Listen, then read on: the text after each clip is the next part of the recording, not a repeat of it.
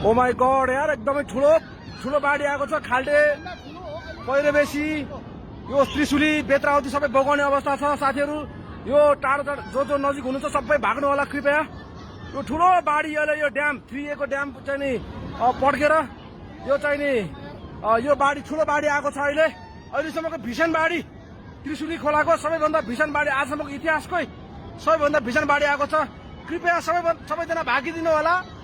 एकदमै दुःख लाग्दो घटना भएको छ। ल, यो एकदमै ठुलो बाढी आएको छ। यो बेत्रावती, त्रिशुली, यो वरपर रहेको यो सबै बासिन्दाहरू जो हुनुहुन्छ सबै भागिदिनु होला। पूर्व जानकारी सबैले यो भिडियो सेयर गरिदिनु होला कृपया। यो अर्जेन्ट छ, एकदमै अर्जेन्ट छ। यो अर्जेन्टको लागि चाहिँ यो इन्फर्मेसन सबैले सेयर गरिदिनु होला। भर्खरै सुरु भएको छ यो बाढी।